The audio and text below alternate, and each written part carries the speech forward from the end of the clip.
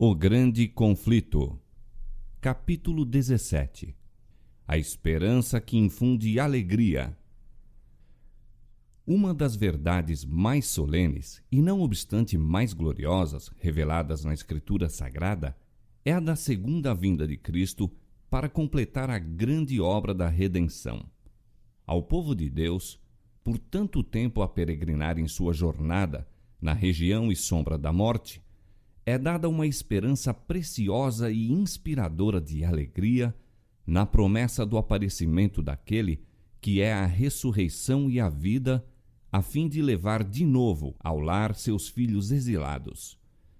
A doutrina do segundo advento é verdadeiramente a nota tônica das Sagradas Escrituras. Desde o dia em que o primeiro par volveu os entristecidos passos para fora do Éden, os filhos da fé têm esperado a vinda do prometido para quebrar o poder do destruidor e de novo levá-los ao paraíso perdido. Santos homens de outrora aguardavam o advento do Messias em glória para a consumação de sua esperança. Enoque, apenas o sétimo da descendência dos que habitaram no Éden, e que na terra durante 3 séculos andou com Deus, teve permissão para contemplar de muito longe a vinda do Libertador. Eis que é vindo o Senhor, declarou ele, com milhares de seus santos para fazer juízo contra todos. Judas, versos 14 e 15. O patriarca Jó, na noite de sua aflição, exclamou com inabalável confiança: Eu sei que o meu Redentor vive e, por fim, se levantará sobre a terra. Ainda em minha carne verei a Deus. Vê-lo-ei por mim mesmo, e os meus olhos, e não outros, o verão. Jó, capítulo 19, versos 25 a 27. A vinda de Cristo para inaugurar o reino de justiça tem inspirado as mais sublimes e exaltadas declarações dos escritores sagrados. Os poetas e videntes da Bíblia dela trataram com palavras incendidas de fogo celestial. O salmista cantou do poder e majestade do Rei de Israel. Desde Sião, a perfeição da formosura, resplandeceu Deus. Virá o nosso Deus e não se calará. Chamará os céus do alto e a terra para julgar o seu povo. Salmos capítulo 50, versos 2 a 4. Alegrem-se os céus e regozije-se a terra ante a face do Senhor, porque vem a julgar a terra, julgará o mundo com justiça e os povos com a sua verdade. Salmo 96, versos 11 a 13. Disse o profeta Isaías: Despertai e exultai os que habitais no pó, porque o teu orvalho será como o orvalho das ervas, e a terra lançará de si os mortos. Os teus mortos viverão, os teus mortos ressuscitarão. Aniquilará a morte para sempre, e assim enxugará o Senhor Jeová as lágrimas de todos os rostos, e tirará o opróbrio do seu povo de toda a terra. Porque o Senhor o disse, e naquele dia se dirá: Eis que este é o nosso Deus a quem aguardávamos, e ele nos salvará. Este é o Senhor a quem aguardávamos. Na sua salvação gozaremos e nos alegraremos. Isaías capítulo 26, verso 19, capítulo 25, versos 8 e 9. E Abacuque, transportado em sua visão, contemplou seu aparecimento. Deus veio de Temã e o santo do monte de Parã. A sua glória cobriu os céus e a terra encheu-se de seu louvor. E o seu resplendor era como a luz. Parou e mediu a terra. Olhou e separou as nações, e os montes perpétuos foram esmiuçados, os outeiros eternos se encurvaram. O andar eterno é seu. Andaste sobre teus cavalos e teus carros de salvação. Os montes te viram e tremeram. Deu o abismo a sua voz, levantou as suas mãos ao alto. O sol e a lua pararam nas suas moradas. Andaram à luz das tuas frechas, ao resplendor do relâmpago da tua lança. tu saíste para o salvamento do teu povo, para salvamento do teu ungido. Abacuque capítulo 3, versos 3 a 13. Quando o Salvador estava prestes a separar-se de seus discípulos, confortou-os em sua tristeza com a segurança de que viria outra vez. Não se turbe o vosso coração. Na casa de meu Pai há muitas moradas. Vou preparar-vos lugar, e se eu for e vos preparar lugar, virei outra vez e vos levarei para mim mesmo. João capítulo 14, versos 1 a 3. E quando o Filho do Homem vier em sua glória, e todos os santos com ele, então se assentará no trono de sua glória, e todas as nações serão reunidas diante dele. Mateus capítulo 25, versos 31 e 32. Os anjos que por momentos se detiveram no Monte das Oliveiras depois da ascensão de Cristo, repetiram aos discípulos a promessa de sua volta. Esse Jesus, que dentre vós foi recebido em cima no céu, há de vir assim como para o céu o vistes ir. Atos capítulo 1, verso 11. E o apóstolo Paulo, falando pelo Espírito de inspiração, testificou: o mesmo Senhor descerá do céu com alarido e com voz de arcanjo e com a trombeta de Deus. 1 Tessalonicenses capítulo 4, verso 16. Diz o profeta de Patmos: eis que ele vem com as nuvens, e todo o olho o verá. Apocalipse capítulo 1, verso 7. Em torno de sua vinda agrupam-se as glórias daquela restauração de tudo, de que Deus falou pela boca de todos os seus santos profetas desde o princípio. Atos capítulo 3, 21. Quebrar-se-á então o prolongado domínio do mal. Os reinos do mundo tornar-se-ão de nosso Senhor e de seu Cristo, e ele reinará para todo sempre. Apocalipse capítulo 11, verso 15. A glória do Senhor se manifestará, e toda a carne juntamente a verá. O Senhor Jeová fará brotar a justiça e o louvor para todas as nações. Ele será por coroa gloriosa e por grinalda formosa para os restantes de seu povo. Isaías capítulo 40, verso 5, capítulo 61, verso 11 e capítulo 28, verso 5. É então que o pacífico e longamente almejado reino do Messias se estabelecerá sob todo o céu. O Senhor consolará a Sião, consolará a todos os seus lugares assolados, e fará os seus desertos como o Éden, e a sua solidão como o jardim do Senhor. A glória do Líbano se lhe deu, a excelência do Carmelo e Saron.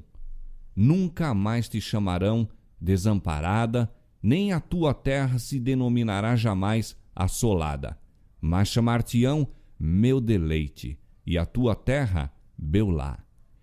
Como o noivo se alegra da noiva, assim se alegrará de ti o teu Deus. Isaías capítulo 51, verso 3, capítulo 35, verso 2 e capítulo 62, verso 4 e 5. A vinda do Senhor tem sido em todos os séculos a esperança de seus verdadeiros seguidores. A última promessa do Salvador no Monte das Oliveiras, de que ele viria outra vez, iluminou o futuro a seus discípulos, encheu-lhes o coração de alegria e esperança que as tristezas não podem apagar nem as provações empanar. Em meio de sofrimento e perseguição, o aparecimento do grande Deus e nosso Salvador Jesus Cristo foi a bem-aventurada esperança. Quando os cristãos tessalonicenses estavam cheios de pesar ao sepultarem os seus queridos, que haviam esperado viver para testemunharem a vinda de Jesus, Paulo, seu instrutor, apontou-lhes a ressurreição a ocorrer por ocasião do advento do Salvador. Então os mortos em Cristo ressurgiriam e, juntamente com os vivos, seriam arrebatados para encontrar o Senhor nos ares. E assim, disse ele, estaremos sempre com o Senhor. Portanto, consolai-vos uns aos outros com estas palavras. 1 Tessalonicenses capítulo 4, versos 16 a 18. Na rochosa ilha de Patmos, o discípulo amado ouve a promessa: certamente cedo venho. E em sua anelante resposta, sintetiza a prece da Igreja em toda a sua peregrinação. Amém, ora vem, Senhor Jesus. Apocalipse capítulo 22, verso 20.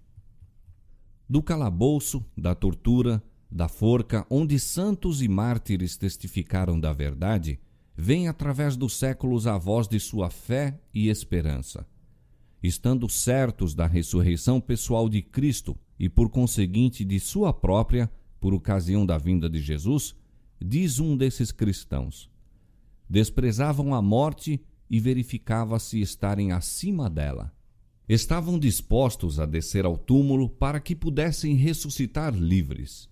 Esperavam pelo Senhor a vir do céu, nas nuvens, com a glória de seu Pai, trazendo aos justos os tempos do reino. Os valdenses acariciavam a mesma fé. Wycliffe aguardava o aparecimento do Redentor como a esperança da Igreja. Lutero declarou: convenço-me, em verdade, de que o dia do juízo não está para além de 300 anos.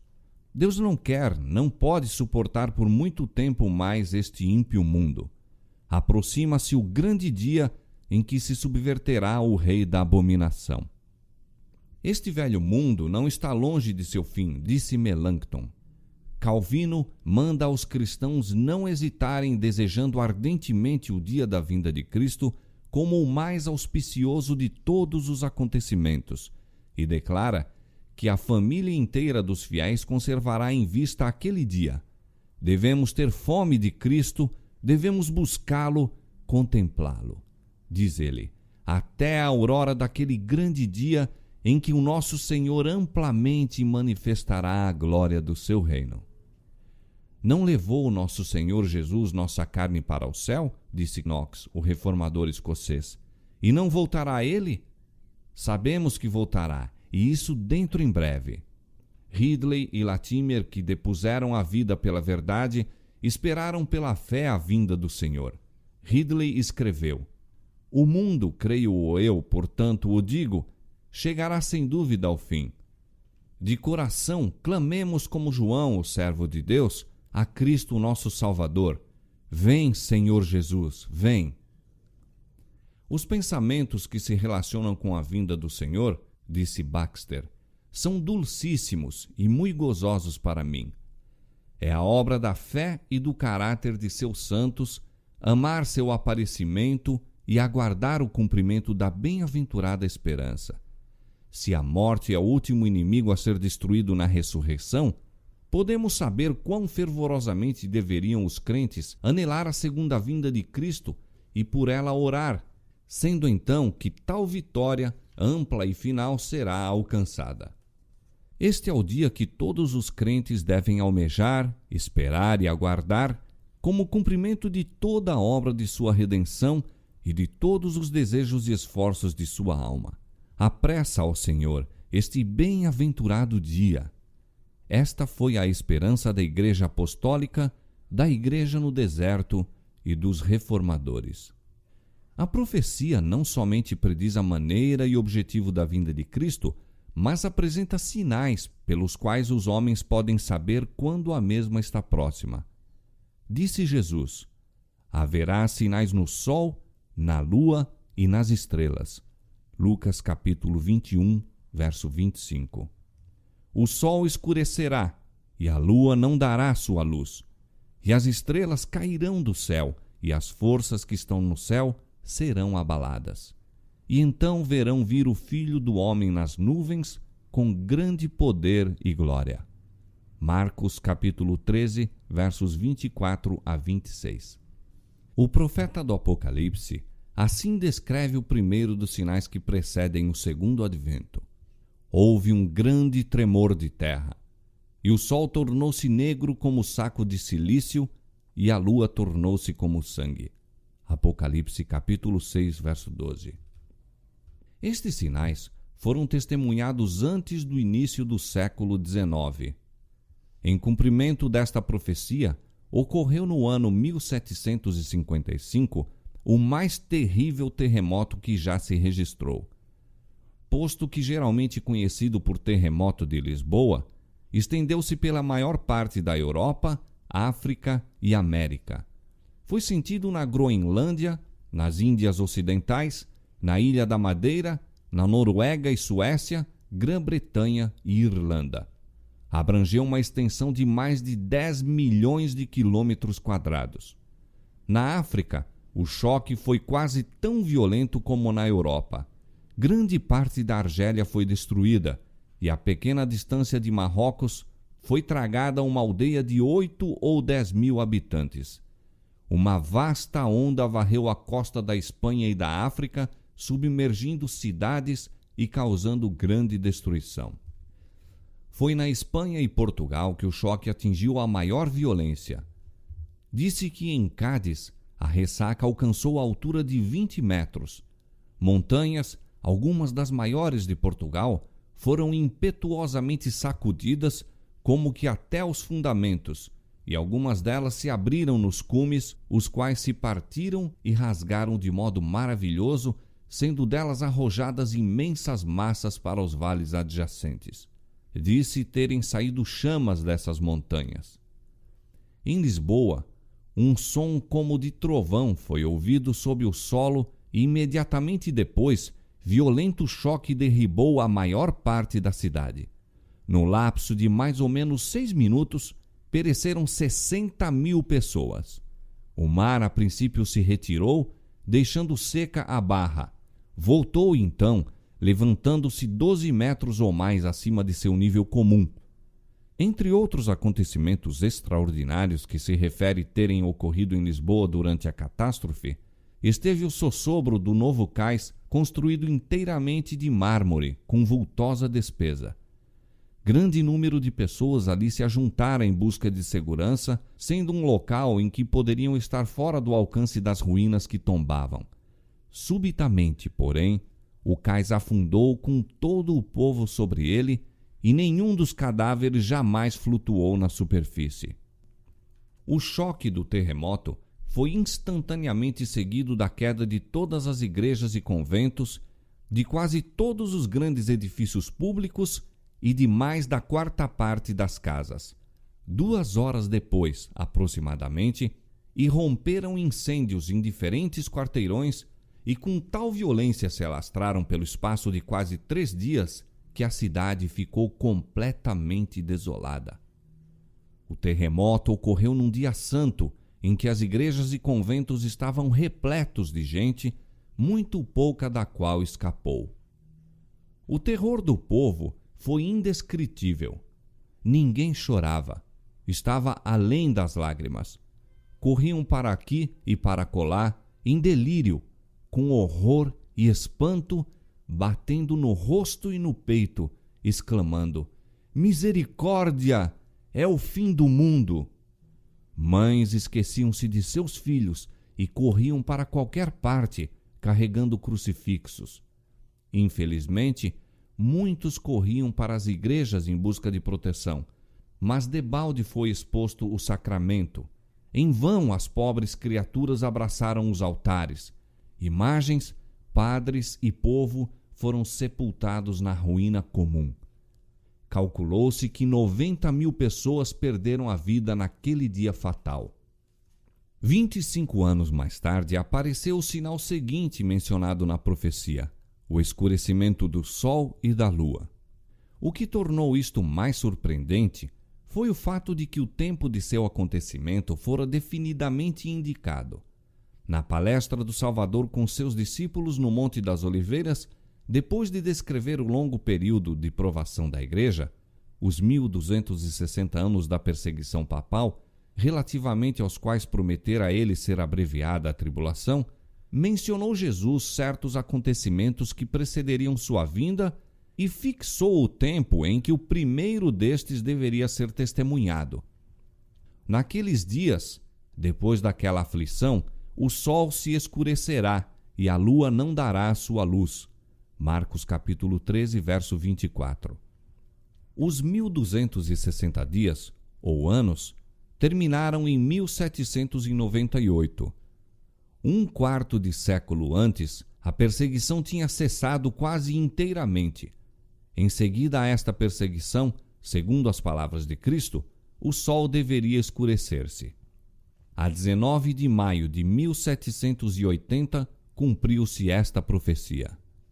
Único ou quase único em sua espécie pelo misterioso e até agora inexplicado fenômeno que nele se verificou, foi o dia escuro de 19 de maio de 1780, de inexplicável escuridão que cobriu todo o céu e a atmosfera visíveis em Nova Inglaterra. Uma testemunha ocular que vivia em Massachusetts, nestes termos descreve o acontecimento. Pela manhã surgiu claro o sol, mas logo se ocultou. As nuvens se tornaram sombrias, e delas, negras e ameaçadoras como logo se mostraram, chamejavam relâmpagos, ribombavam trovões, caindo leve aguaceiro. Por volta das 9 horas, as nuvens se tornaram mais finas, tomando uma aparência bronzeada ou acobreada, e a terra, pedras, árvores, edifícios, água e as pessoas tinham aspecto diferente por causa dessa estranha luz sobrenatural. Alguns minutos mais tarde, pesada nuvem negra se espalhou por todo o céu, exceto numa estreita orla do horizonte, e ficou tão escuro como usualmente às 9 horas de uma noite de verão. Temor, ansiedade e pavor encheram gradualmente o espírito do povo. Mulheres ficaram à porta olhando para a negra paisagem. Os homens voltavam de seus labores nos campos. O carpinteiro deixava suas ferramentas, o ferreiro a forja, o negociante o balcão. As aulas eram suspensas e as crianças, tremendo, fugiam para casa. Os viajantes acolhiam-se à fazenda mais próxima. O que será? Inquiriam todos os lábios e corações.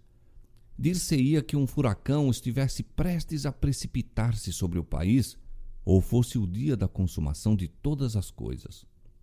Acenderam-se velas, e o fogo na lareira brilhava tanto como em noite de outono sem luar. As aves retiravam-se para os puleiros e iam dormir. O gado ajuntava-se no estábulo e berrava. As rãs coachavam, os pássaros entoavam seus gorjeios vespertinos e os morcegos voavam em derredor.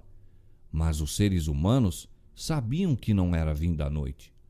O Dr. Nathanael Whittaker, pastor da Igreja do Tabernáculo em Salem, dirigia serviços religiosos na casa de culto e pregava um sermão no qual sustentou que as trevas eram sobrenaturais. Reuniram-se congregações em muitos outros lugares. Os textos para esses sermões extemporâneos eram invariavelmente os que pareciam indicar as trevas de acordo com a profecia bíblica. As trevas foram densíssimas logo depois das 11 horas. Na maioria dos lugares do país foram tão grandes durante o dia que as pessoas não podiam dizer a hora, quer pelo relógio de bolso, quer pelo de parede, nem jantar, nem efetuar suas obrigações domésticas sem a luz de velas. A extensão dessas trevas foi extraordinária. Observavam-se na parte oriental até Falmouth. Para o oeste, atingiram a parte mais remota de Connecticut e Albany. Para o sul foram observadas ao longo das costas e ao norte até onde se estende a colonização americana. Seguiu-se as intensas trevas daquele dia, 1 ou 2 horas antes da noite, um céu parcialmente claro, e apareceu o sol, posto que ainda obscurecido por negro e pesado nevoeiro. Depois do pôr do sol, as nuvens novamente subiram e escureceu muito rapidamente. Tampouco foram as trevas da noite menos incomuns e aterrorizadoras do que as do dia. Não obstante haver quase lua cheia, nenhum objeto se distinguia a não ser com o auxílio de alguma luz artificial que, quando vista das casas vizinhas e de outros lugares a certa distância, aparecia através de uma espécie de trevas egípcias que se afiguravam quase impermeáveis aos raios. Disse uma testemunha ocular daquela cena: não pude senão concluir naquela ocasião que, se todos os corpos luminosos do universo tivessem sido envoltos em sombras impenetráveis ou arrancados da existência, as trevas não teriam sido mais completas. Posto que às 9 horas daquele dia a lua surgisse cheia, não produziu o mínimo efeito em relação àquelas sombras sepulcrais. Depois de meia-noite, as trevas se desvaneceram e a lua, ao tornar-se visível, tinha a aparência de sangue. O dia 19 de maio de 1780 figura na história como o Dia Escuro.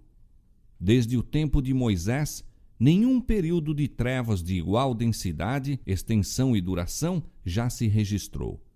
A descrição deste acontecimento, como a dá uma testemunha ocular, não é senão um eco das palavras do Senhor registradas pelo profeta Joel 2.500 anos antes de seu cumprimento.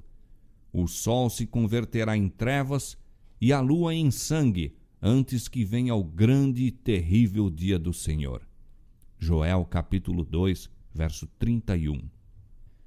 Cristo ordenara a seu povo que atendesse aos sinais de seu advento e que se regozijasse ao contemplar os indícios de seu vindouro rei. Quando estas coisas começarem a acontecer, disse ele, olhai para cima e levantai as vossas cabeças, porque a vossa redenção está próxima. Ele indicou a seus seguidores as árvores a brotarem na primavera e disse, quando já têm rebentado, vós sabeis por vós mesmos, vendo-as, que perto está já o verão. Assim também vós, quando virdes acontecer estas coisas, sabei que o reino de Deus está perto. Lucas capítulo 21, versos 28, 30 e 31. Mas como o espírito de humildade e devoção na igreja cedera lugar ao orgulho e formalismo, esfriaram o amor a Cristo e a fé em sua vinda. Absorto nas coisas mundanas e na busca dos prazeres, o povo professo de Deus estava cego às instruções do Salvador relativas aos sinais de seu aparecimento. A doutrina do segundo advento tinha sido negligenciada. Os textos que a ela se referem foram obscurecidos por interpretações errôneas, a ponto de ficarem em grande parte esquecidos e ignorados. Especialmente foi este o caso nas igrejas da América.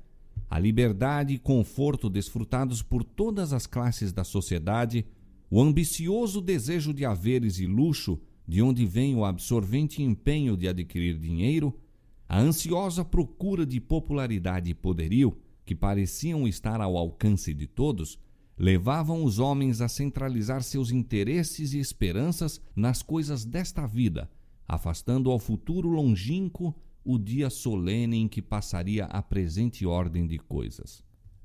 Quando o Salvador indicou a seus seguidores os sinais de sua volta, predisse o estado de apostasia que havia de existir precisamente antes de seu segundo advento.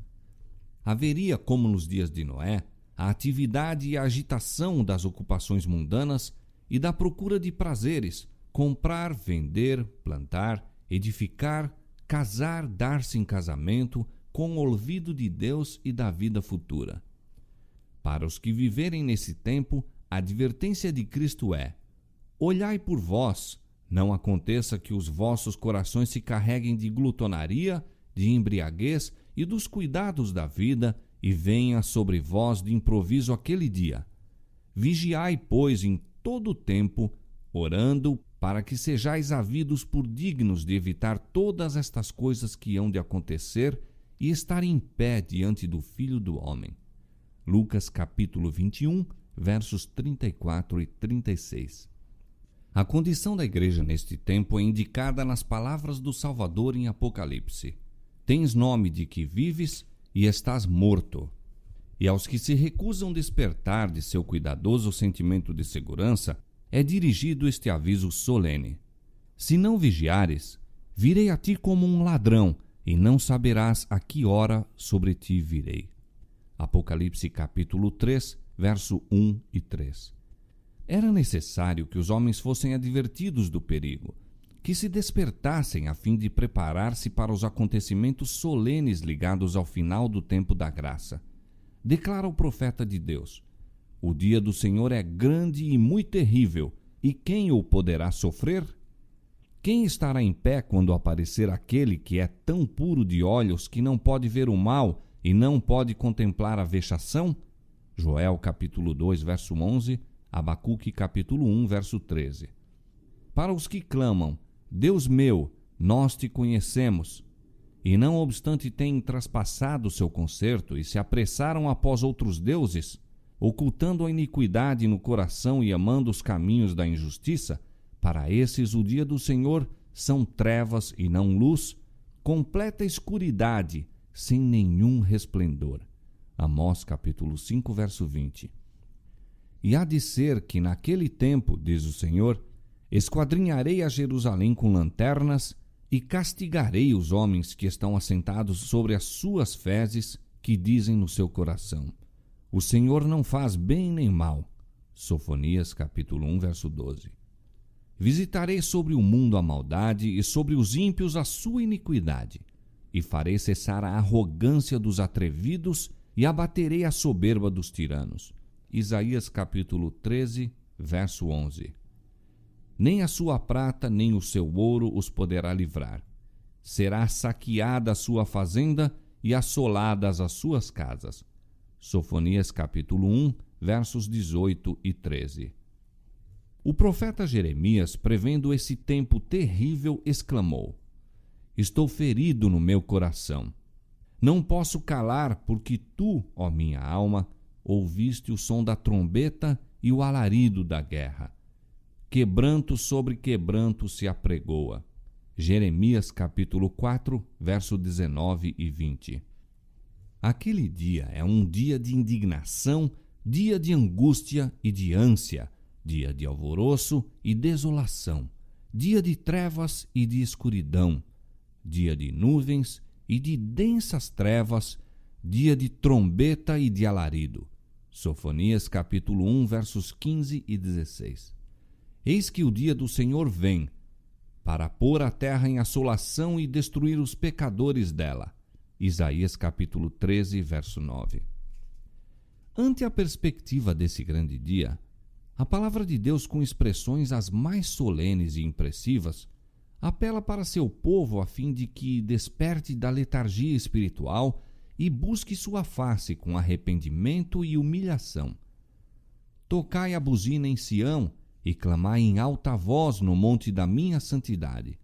Perturbem-se todos os moradores da terra, porque o dia do Senhor vem, ele está perto.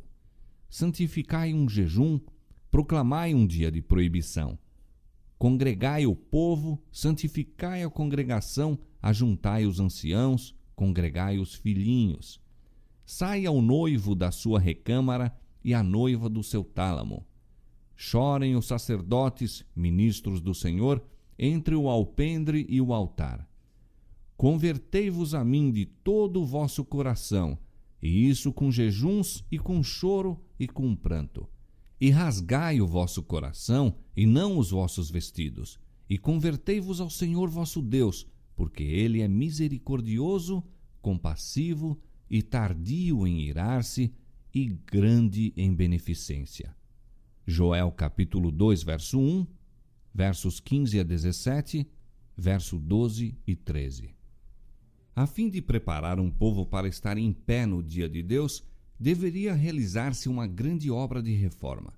Deus viu que muitos dentre seu povo professo não estavam edificando para a eternidade e, em sua misericórdia, estava prestes a enviar uma mensagem de advertência a fim de despertá-los de seu torpor e levá-los a preparar-se para a vinda de Jesus.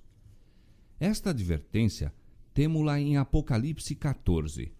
Apresenta-se-nos ali uma tríplice mensagem como sendo proclamada por seres celestiais e imediatamente seguida pela vinda do Filho do Homem para recolher a messe da terra. A primeira dessas advertências anuncia o juízo que se aproxima.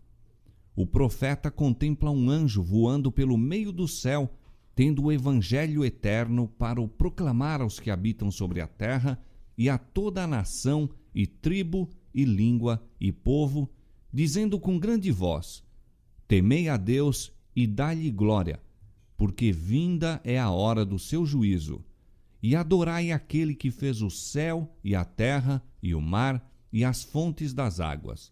Apocalipse capítulo 14, versos 6 e 7. Declara-se que esta mensagem é parte integrante do Evangelho eterno. A obra de pregar o Evangelho não foi cometida aos anjos, mas confiada aos homens. Santos anjos têm sido empregados na direção desta obra. Têm eles a seu encargo os grandes movimentos para a salvação dos homens, mas a proclamação do Evangelho propriamente dita é efetuada pelos servos de Cristo sobre a terra.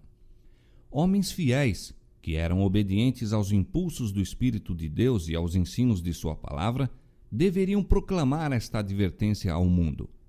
Eram eles os que haviam atendido à mui firme palavra dos profetas, à luz que alumia em lugar escuro até que o dia esclareça e a estrela da alva apareça. Tinham estado a buscar o conhecimento de Deus mais do que a todos os tesouros escondidos, considerando-o melhor do que a mercadoria de prata e a sua renda do que o ouro mais fino. Provérbios capítulo 3, verso 14. E Deus lhes revelou as grandes coisas do reino. O segredo do Senhor é para os que o temem, e ele lhes fará saber o seu conserto. Salmo 25, verso 14. Não foram os ilustrados teólogos que tiveram compreensão desta verdade e se empenharam em proclamá-la.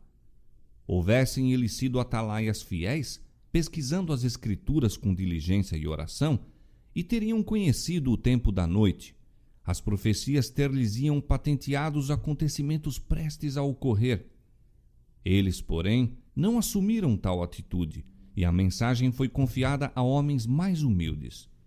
Disse Jesus: Andai enquanto tendes luz, para que as trevas não vos apanhem.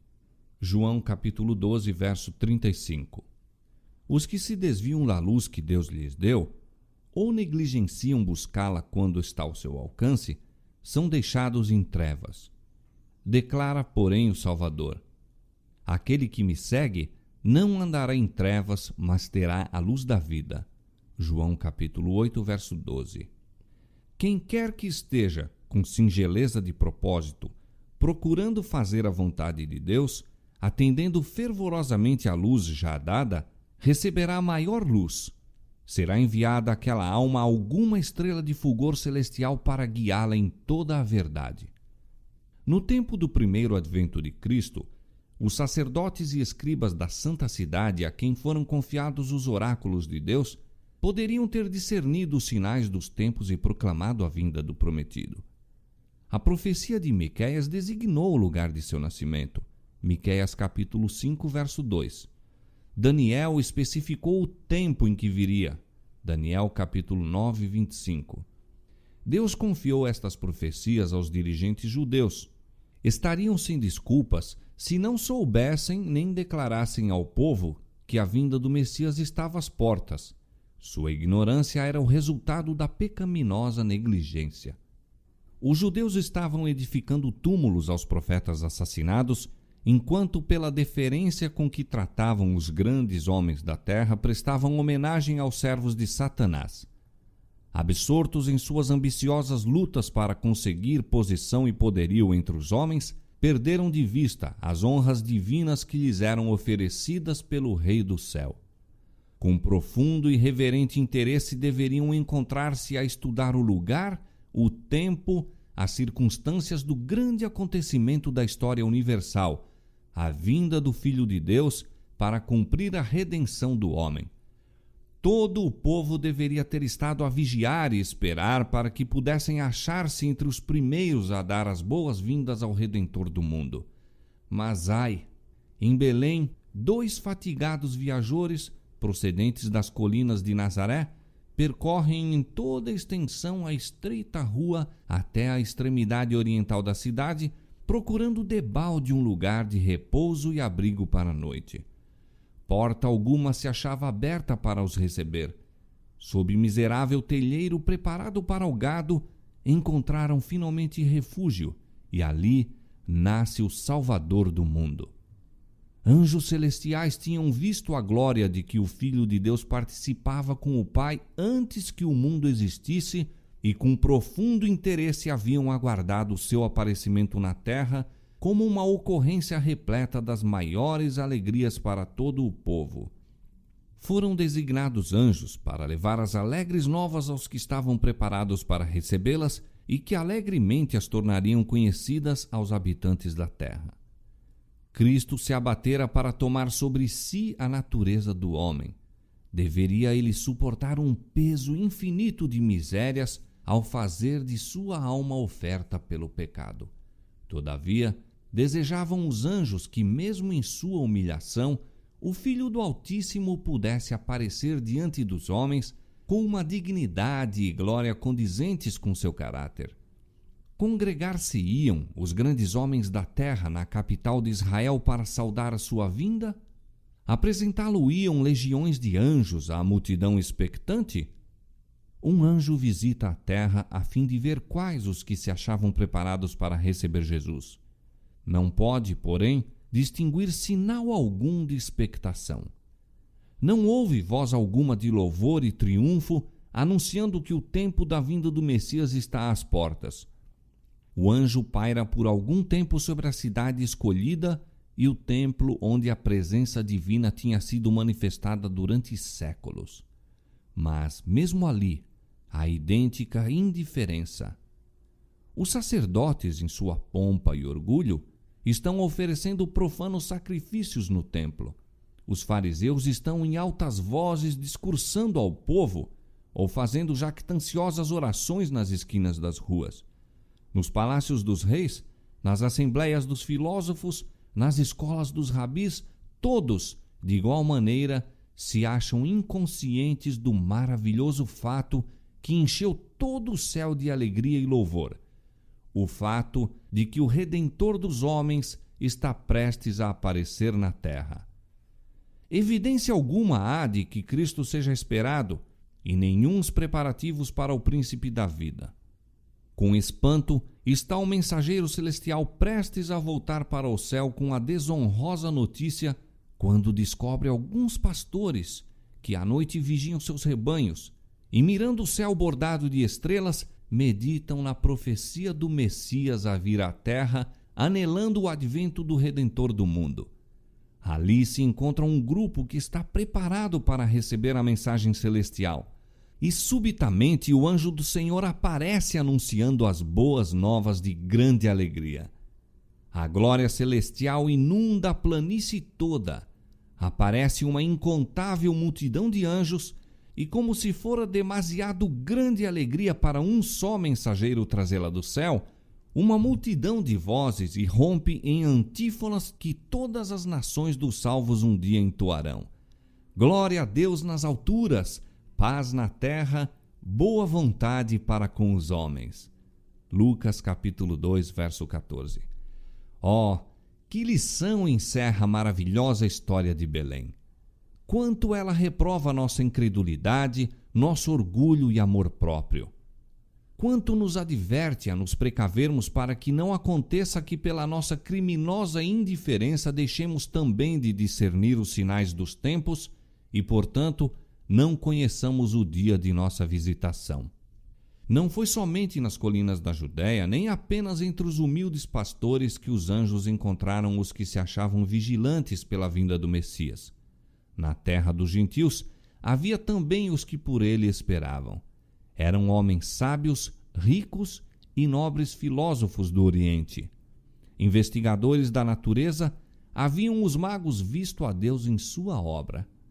Pelas escrituras hebraicas tinham aprendido acerca da estrela que deveria surgir de Jacó e com ardente desejo esperavam a vinda daquele que seria não somente a consolação de Israel, mas uma luz para alumiar as nações e salvação até os confins da terra.